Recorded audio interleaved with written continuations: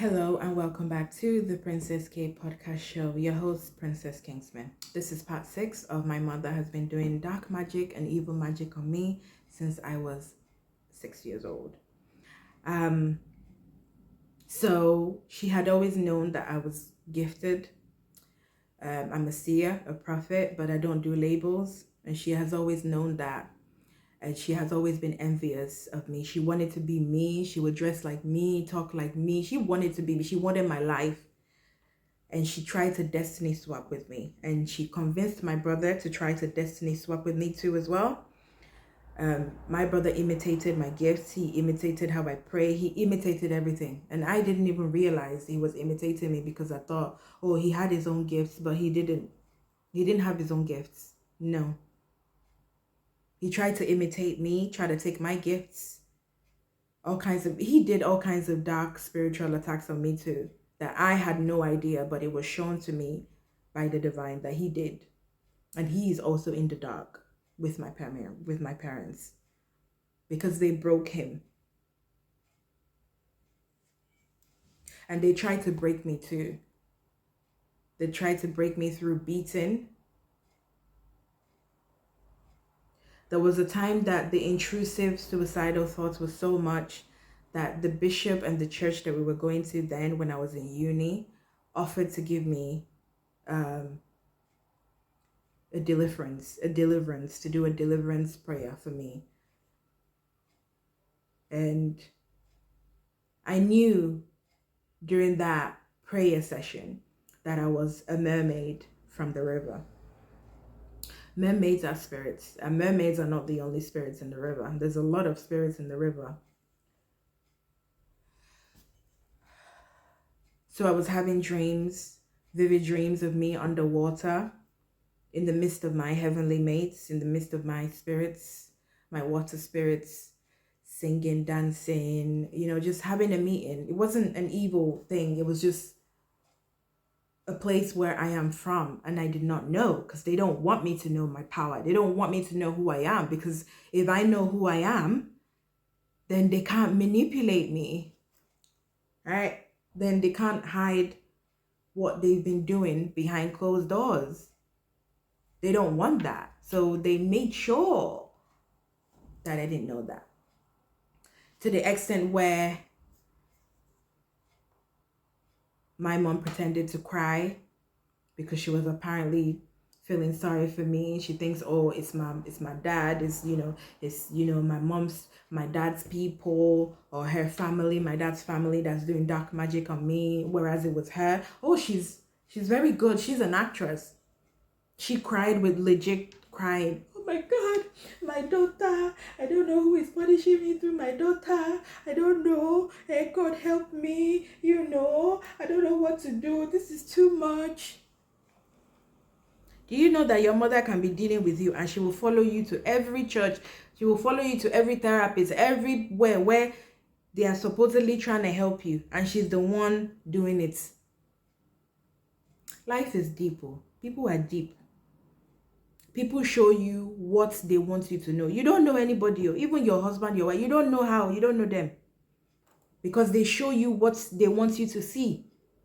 And it is when they are angry, or maybe a situation of life changes, that is when you see the real them. But they will say, oh, I don't know what's going on. This is so unlike me. I'm just feeling stressed. That's all. It's unlike me. It is you. It is the real you that is coming out. That is why they say, get to know who you are. You can't know your husband or wife. You don't know them 100%. You only know them maybe like 60 to 70%. There are still some parts of them that you do not know. I don't care what anyone tells me. You cannot know somebody 100%. It is impossible. Even me, I don't know my daughter 100%. I can say I know her at least 90%. Some 10% should just be showing. I'm like, But that's human being. We are all like that. And then some wives will say, oh, my husband will never cheat on me. How do you know? Do you see his heart? Do you see his thoughts? Don't get it twisted. Don't think nobody will never do anything. Never say never. Don't vouch for people because you don't know people. People can switch up on you in less than a second. You can be friends with them now and they will switch like that. And you'll be thinking, hang on, what just happened? They've always had it in their hearts, but they've been pretending. People know how to fake pretend. Oh, how are you? I don't know if you remember me. How are you? Are you okay? Oh, you look beautiful. And you know what? It's all a pretense. People act on a daily basis. They just don't have camera in front of their face. It's not just actors and actresses that are good at acting. People act on a daily basis. They manipulate. They are very good at manipulating, making you to see what you want, what they want you to see. So look deeper. When you think somebody is nice, look deeper. And follow your instincts when it comes to somebody. Just because they are not showing you they are evil doesn't mean they are not evil. They are evil. But they will do everything to make sure that you don't see that they are evil. And I almost lost my life because I ignored my instincts. Because God has been telling me a long time, your mom is not who you think she is. She is jealous of you. I said, nah, my mom, no. But she was. She dressed like me every time I would do my makeup, because I do my makeup myself. Majority of the time. And I don't always wear makeup. I'm comfortable in my own skin. Even when I was not awakened, even though I was asleep and I was not healed, I was still comfortable in my own skin. I loved me. But she made sure that I hated myself. She'd do insecurity spells, beauty spells, worry spell, anxiety spells, depression spell, doom and gloom spell, mental health spell, crazy spell, to make sure I do crazy things that would be unlike me or out of my character. And she has everybody fooled, including people at work that she works. She has everybody fooled, including my parents and my brother. She has everybody fooled. Even the people that I used to be friends with, if I tell them, they won't believe me. I won't tell them anyway, because it's none of their business. Because it got to a point where she's so good at manipulating that she had people eating from her hands. Oh, she's very dangerous. And I thank God, because I'm not scared of her, but she made me scared of her. She would do spells to make sure I'm scared of her. Like, there was one time where I had put my child to sleep, and I went outside, just to have a quick joint, just to calm myself so I can sleep, because she made sure that I didn't have peaceful sleep either. So, and she would come downstairs. She knows I'm smoking outside though. She knows. But she would deliberately come downstairs and torture me. At 9, 10 at night, she would be screaming, "Hey, why are you smoking weed? You're not," she would say it in my language, "You're not supposed to be smoking weed. Hey, Kirikon, you're supposed to be Kirikon. Do you know you're destroying your health? You're Kirikon.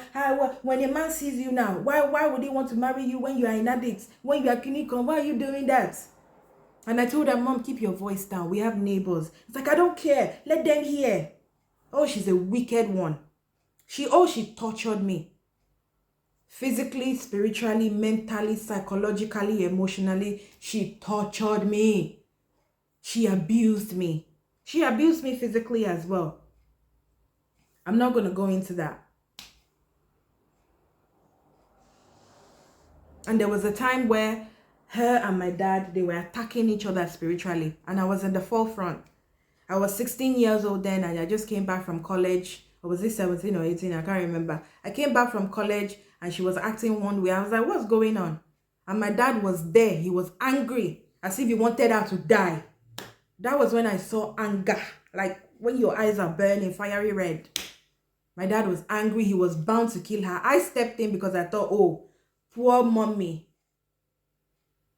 She's just a victim.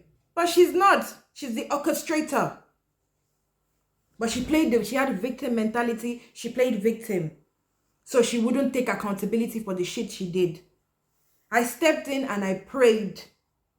I prayed to make sure without me and God that day, my mom would have been dead. But after that, she still continued to attack me. And God had given her 30 years to stop, because God was revealing, he was telling her, stop what you're doing with this girl. But she would not listen. And that is when God said, you know what, fine. The judgment of God will be on you then. And that's exactly what is happening to her now. Okay? Stay tuned for part 7. Okay? Thank you so much for listening. I love you always. Goodbye.